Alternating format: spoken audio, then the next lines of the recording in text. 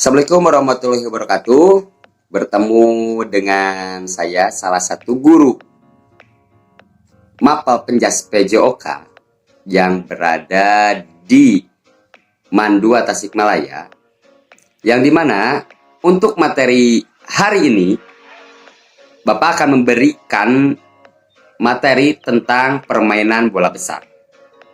Ketika kalian mendengar permainan bola besar, pasti kalian tahu permainan bola besar itu apa saja.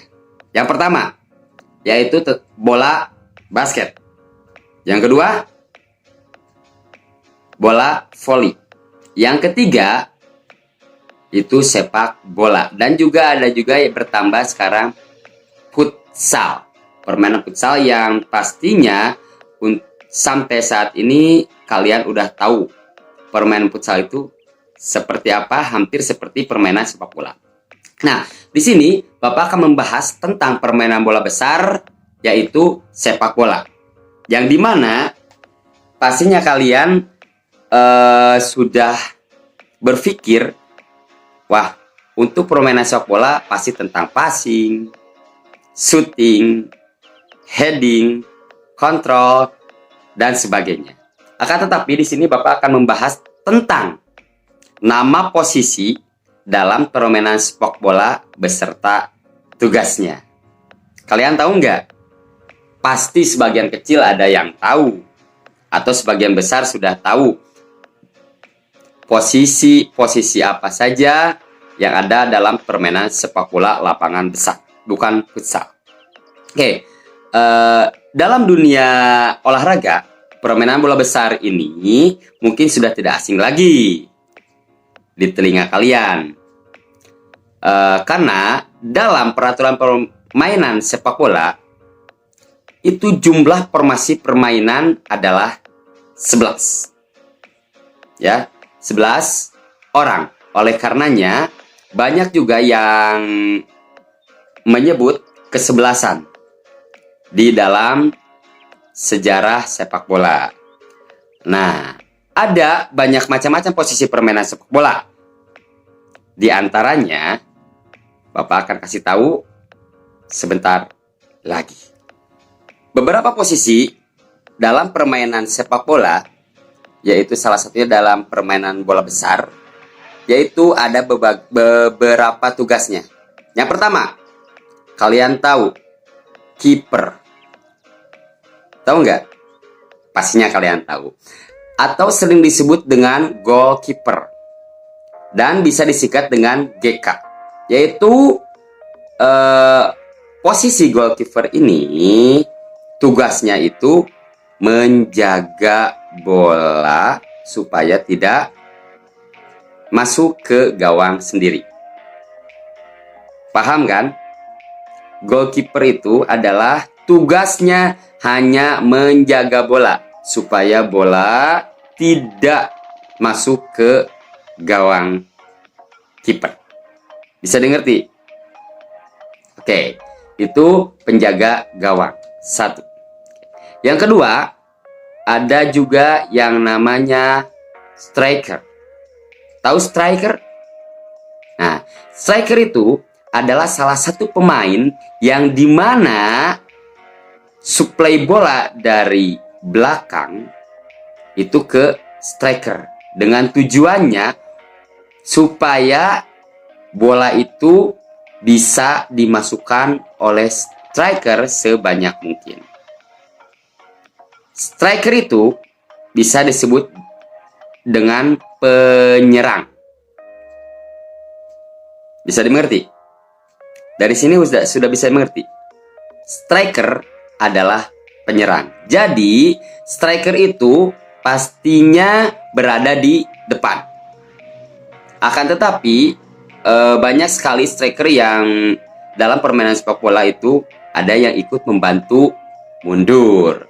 Ya, itu tujuannya supaya bisa ikut juga bertahan. Akan tetapi pada dasarnya striker itu berada di depan. Yaitu tujuannya hanya memasukkan bola ke gawang lawan. Nah, itu yang kedua untuk posisi striker. Kemudian selanjutnya Ada juga yang namanya center forward atau CF. Disingkat CF. Bukan CF ini ya, tapi disingkat CF, center forward. Yaitu center forward adalah penyerang tengah. Nah, penyerang tengah ini tujuannya itu membagikan bola ke posisi sayap kanan, sayap kiri, dan bisa ke depan. Ataupun juga ke second striker, yaitu di bawah striker. Gitu. Bisa dipahami untuk itu? Oke, makasih kalian sudah bisa dipahami. Ada juga yang namanya wings forward. Wings forward, yaitu penyerang sayap. Nah, penyerang sayap itu bisa notabene dia juga mampu untuk memasukkan bola ke gawang lawan dengan skillnya masing-masing. Tapi di sini wings forward itu atau penyerang sayap ya bisa disebut juga dengan WF ya. Wings forward adalah atau penyerang sayap ini tujuan yang intinya itu hanya memberikan crossing dari sayap. Jadi menerobos dari sayap, kemudian memberikan crossing kepada striker atau kepada second striker. Tujuannya untuk memasukkan bola ke gawang lawan sebanyak mungkin. Dari situ kalian bisa dipahami nggak? Oke, terima kasih kalian kalau sudah paham. Nah, dan selanjutnya ada yang namanya midfielder. Nah, midfielder ini Bapak tidak akan ngasih tahu kalian apa itu midfielder. Karena ini adalah salah satu pertanyaan dari Bapak. Apakah midfielder ini? Posisinya sebagai apa? Nah, nanti kalian bisa dijawab. Ini pertanyaan dari Bapak. Apakah midfielder itu? Bisa dipahami? Oke, terima kasih. Dan selanjutnya, ada yang namanya dengan defender. Nah, defender itu adalah salah satu pemain belakang. Atau bisa disebut dengan back. Atau tulisannya bacek lah ya. Bisa tulisannya BEK atau tulisannya BACK. Bacek. Jadi untuk defender ini ya, defender ini tujuannya itu untuk menghalau musuh atau lawan supaya lawan itu tidak bisa tembus ke gawang kita. Bisa dimengerti nggak sampai situ? Nah, sekali lagi, defender itu adalah pemain back, pemain belakang, atau juga bisa disebut dengan pemain bertahan. Itu defender. Nah, tujuannya supaya bola itu dapat dihalau oleh pemain defender supaya bola itu tidak langsung masuk ke gawang kiper. Nah, jadi dalam permainan sepak bola itu banyak berbagai macam posisinya atau formasinya. Nah, selanjutnya juga defender itu bisa juga disebut dengan center back. Ya, dalam defender itu ada yang namanya center back. Pasti kalian tahu kan, yang tahu bahasa Inggris center itu apa sih? Center itu adalah tengah. Berarti center back itu adalah pemain back tengah, yaitu dia bertahan di bagian tengah. Nah, selanjutnya ada juga yang namanya wing back. Wing back itu adalah back sayap. Bisa dipahami? Wing back atau wing sayap ini memang sama dengan center back dan defender.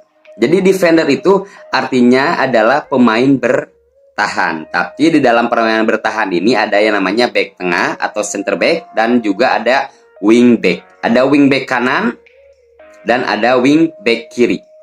Bisa disebut dengan WB.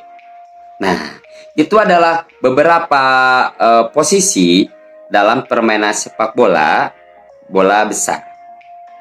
Nah, untuk selanjutnya, secara umum nama-nama posisi ini pastinya ada beberapa nama-nama posisi dalam permainan sepak bola.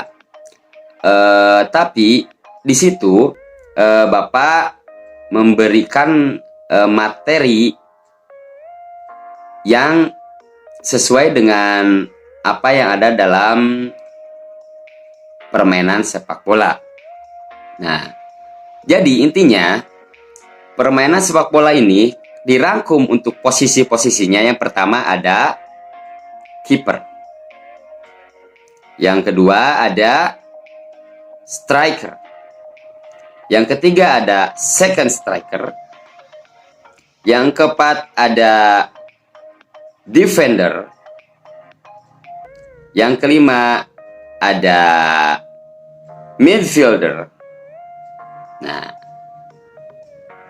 midfielder ini banyak sekali, tapi Bapak tidak akan ngasih tahu karena Bapak tadi udah memberikan pertanyaan kepada kalian, apakah itu midfielder.